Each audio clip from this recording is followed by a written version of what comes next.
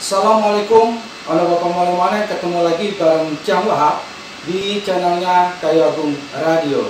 Seperti biasa, warahmatullahi kita selalu membahas mengenai masalah seni, budaya, adat istiadat, nilai tradisi, dan juga dongeng cerita rakyat Kabupaten Ogan Komering Ilir. Yo, kesempatan ini kita biasa hadir Pak Yus Lizar dan juga Kak Diki ya.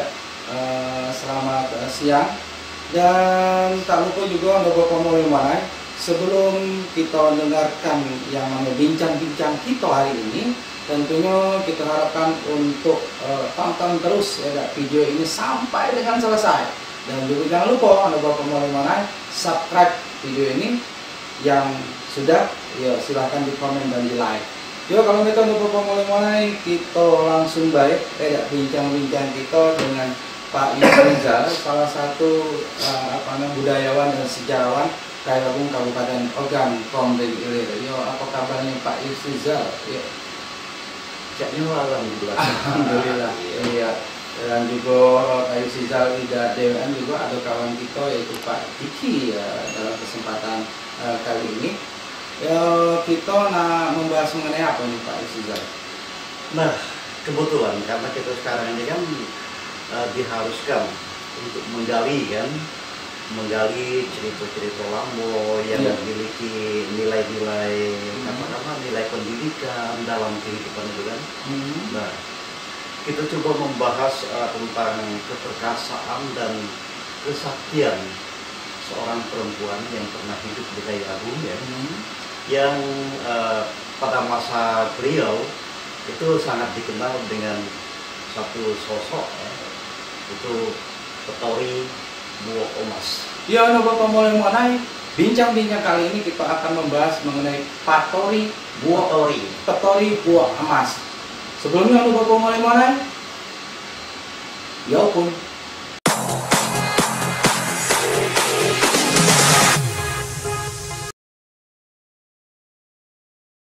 Ya, jadi kalau Jang Wahab bertanya dengan Pak Yus Lizar mengenai Petori Buok Emas, kenapa sih disebut dengan identiknya Petori Buok Emas itu? Nah, begini dia Wahab ya. Sosok seorang petori kan, Buok Emas kan. Iya. Nah, memang ini hampir sama dengan identiknya kalimat-kalimat yang pernah disandang oleh seorang tokoh perempuan lainnya, misalnya Seriang Kuning, ya, itu karena rambutnya kuning. Kemudian Petori Buok Handa. Nah, Petori Buok Handa ini banyak yang mengatakan bahwa rambutnya yang putih. Tetapi pada hakikatnya bukan. Atas sumpah dia, orang bisa rambut itu menjadi putih. Nah, si Petori Buok Emas ini kan, dia ini memiliki rambut biasa, normal, warna hitam kan. Tetapi kalau dia sudah merasa geram dan dirinya terinjak-injak untuk naik pitam, rambutnya ini menjelma menjadi warna kuning keemasan. Sehingga apabila dia sudah menjelma rambut kuning ya, itulah yang membuat orang-orang ketakutan kalau salah murka dia kan. Nah, sehingga identiklah dia dalam keseharian disebut Petori Buok Emas. Jadi Petori Buok Emas ini Pak Yus Lizar kalau boleh tahu itu asal usulnya itu dari mana?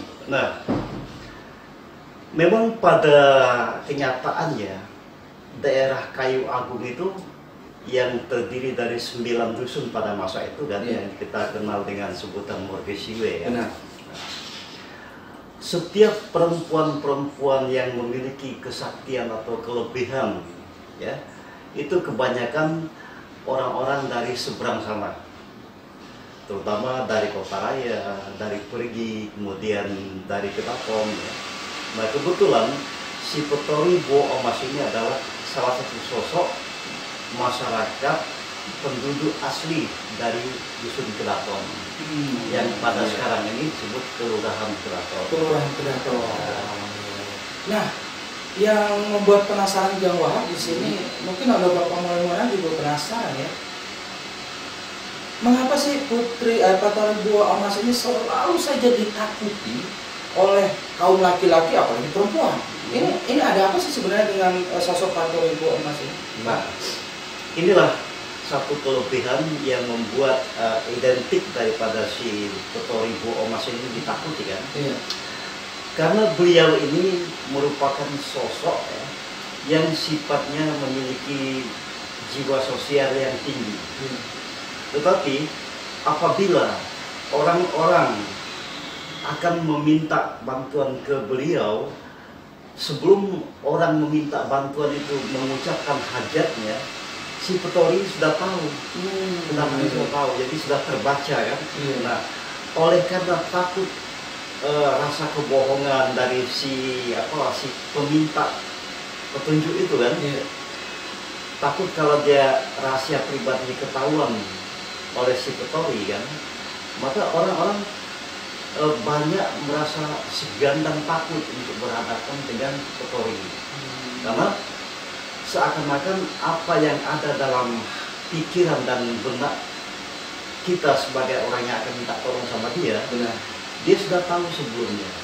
Nah, oleh karena itu kebanyakan perempuan ataupun laki-laki, entah mereka tuh yang punya pegangan kekuatan ya, mereka merasa takut dan segan terhadap si Petori Buah Emas ini.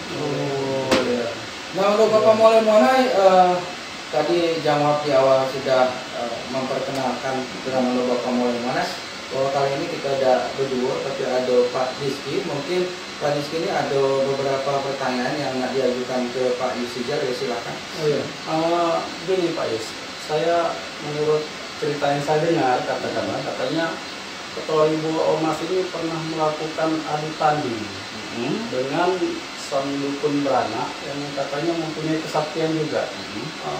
Kira-kira apa alasan mereka melakukan adu tanding tersebut? Oh ya, ini kejadian yang pernah dilaksanakan atau dilakukan oleh si Petori Buah Emas kan. Itu pada suatu hari ada seorang laki-laki yang sempoyongan datang ke rumah beliau. Pada saat itu hujan katakanlah bercampur badai petir kan. Nah, ternyata laki-laki ini meminta tolong kepada sang Petori bahwa istrinya itu hamil dan segera akan melahirkan. Nah, karena tidak ada katakanlah yang akan bisa menolong istrinya yang hampir melahirkan ini kan, maka dia minta bantuan sama sang Petori kan. Nah, ternyata orang yang datang hajatnya ini kan itu sifatnya bersandiwara, menghiburi daripada si sang Petori.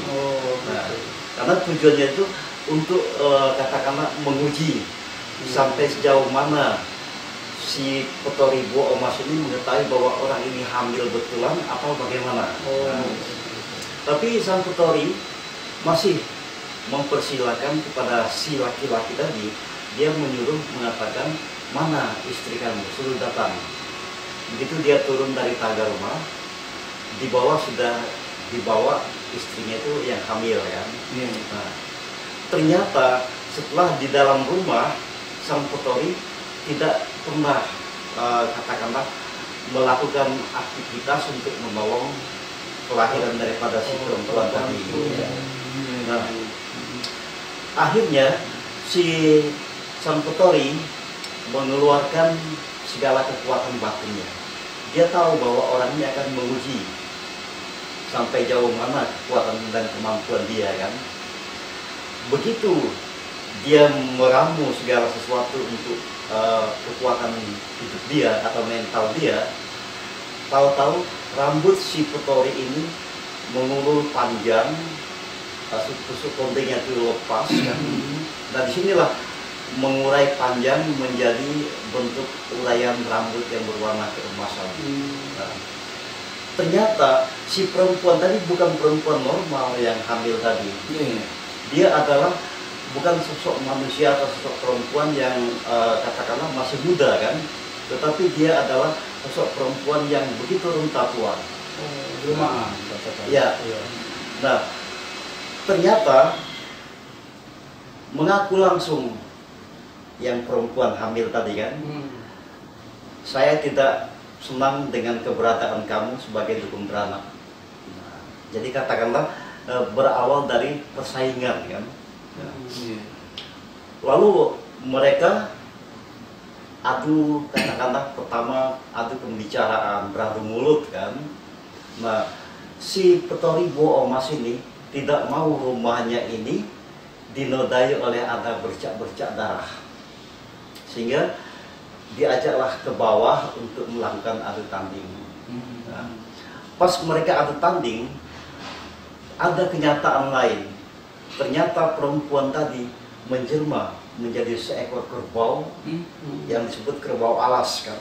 Nah, disinilah si kerbau tadi akan berusaha membunuh sang Petori ya. Nah, sang Petori dia mengeluarkan kesaktian dia, dicabutlah rambut yang warna emas itu selembar, dililitkan di telunjuk tangannya, kemudian disemburkan memanjang menjelma seekor ular.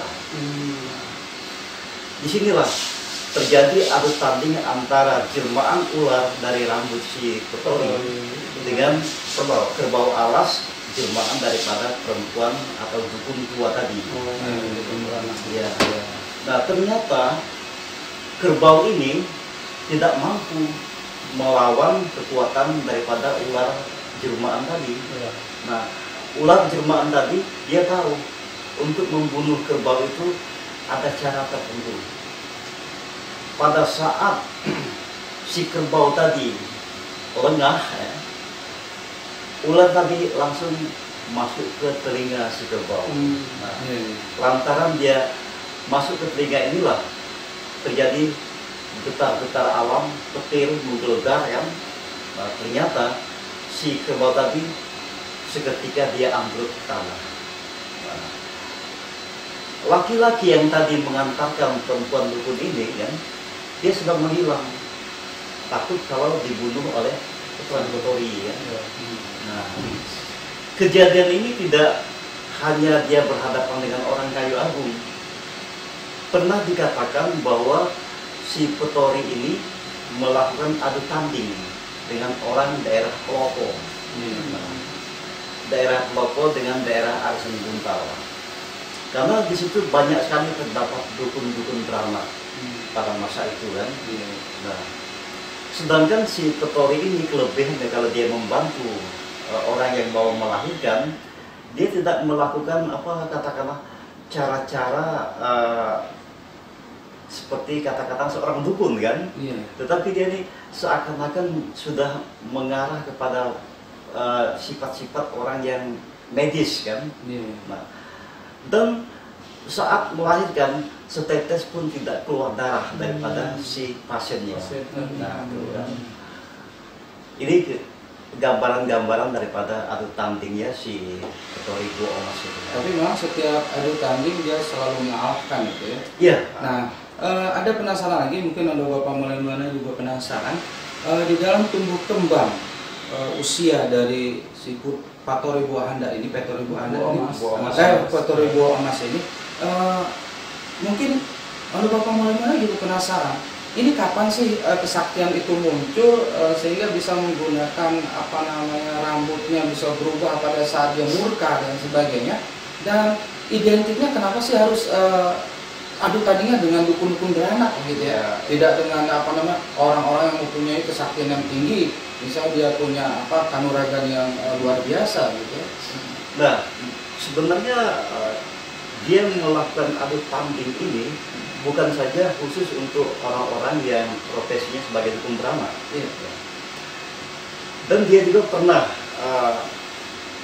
mengusir ataupun membunuh beberapa serbantu Belanda kan, yang mengusirkan dia dari keramaian. Nah, saat-saat si sang Petori Buo Omas ini dia menggunakan gerai rambutnya, apabila dia terbaca dengan situasi bahwa ada yang akan mengancam dia. Itu artinya ada sejak dia Usia berapa itu Pak? Nah, kalau kemampuan dia punya kesaktian pada rambut emas ini kan, ini konon katanya sejak dia berumur 10 tahun sudah memiliki. Dan ini pun datangnya merupakan bentuk wangsit ya. Ya. Orang tua dia ini katakanlah seorang petapa atau bersemedi kan. Nah, bersemedi orang tuanya ini karena tidak punya anak. Nah, dia memohon kepada Sang Khalid bagaimana dia punya anak. Akhirnya muncullah wangsit ya, diberikan kepada ayah dan ibu si Petori ini kan, bahwa tolong nitip benda ini, dikasihkanlah sehelai rambut warna keemasan.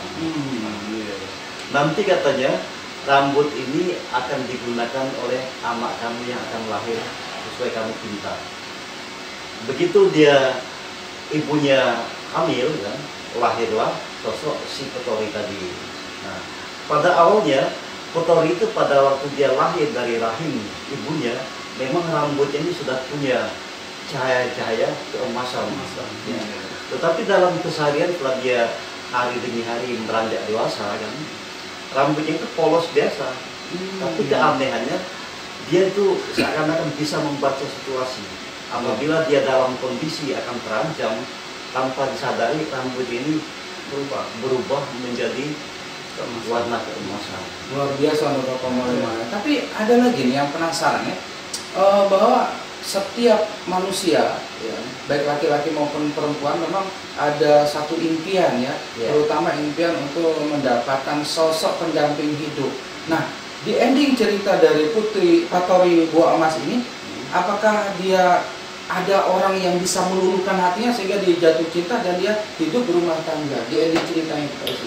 Ya, kalau di ending ceritanya, Petori Buah Emas ini sempat menjalani hidup berumah tangga. Tetapi konon katanya suaminya adalah masih sepupu dia.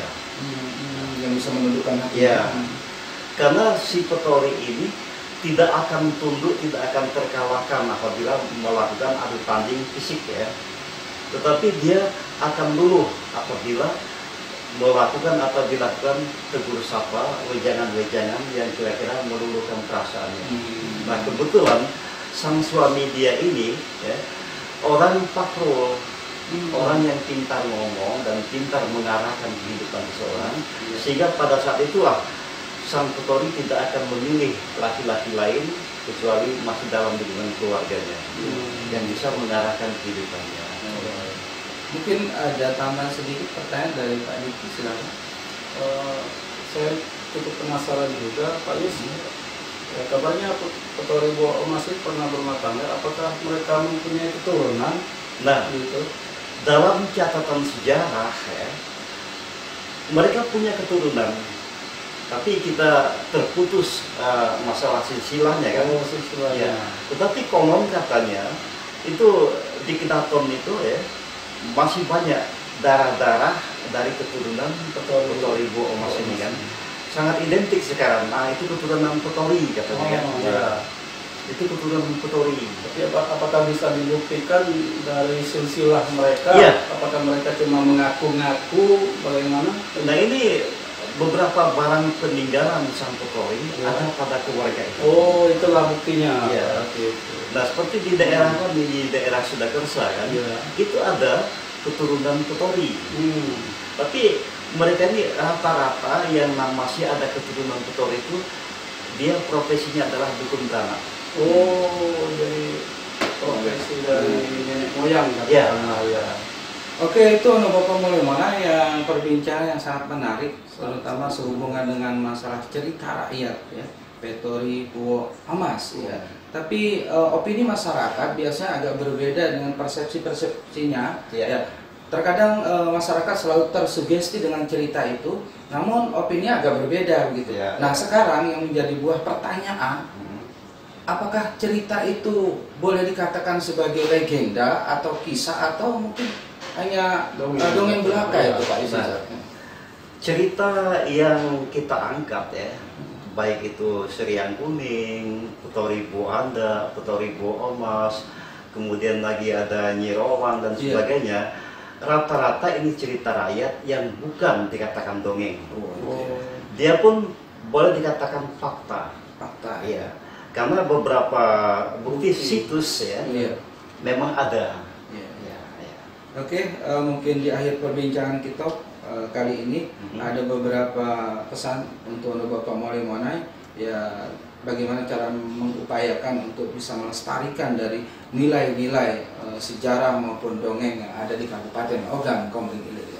Ya, kita berharap ini di Wahab ya, di Diki ya. Kiranya dengan adanya apa yang kita perbincangkan ini ditonton oleh orang-orang tertentu, katakanlah mereka-mereka yang punya katakanlah suatu harapan untuk menggali, kemudian mengembangkan, melestarikan kan, terutama pemerintah terkait kan, kiranya cerita-cerita seperti ini perlu kita angkat kembali dan kita masyarakatkan, kita perkenalkan dengan generasi muda kita kan, ya, supaya kita merasa memiliki bahwa pada masa itu Kayu Agung memiliki seperti ini. Nah, ini merupakan satu kebanggaan tersendiri bagi kita sebagai masyarakat yang ada di Kayu Agung.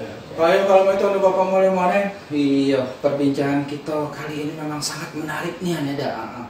Tapi ya apa boleh buat, untuk bisa mendengarkan cerita-cerita selanjutnya tentunya Bapak Molly Monai jangan lupa ya, terus ditonton videonya sampai dengan selesai. Yuk, kalau itu Bapak Molly Monai, kita cukupkan dulu perbincangan kita kali ini dan kita akhiri dengan ucapan wabillahi taufiq wal hidayah. Assalamualaikum warahmatullahi wabarakatuh.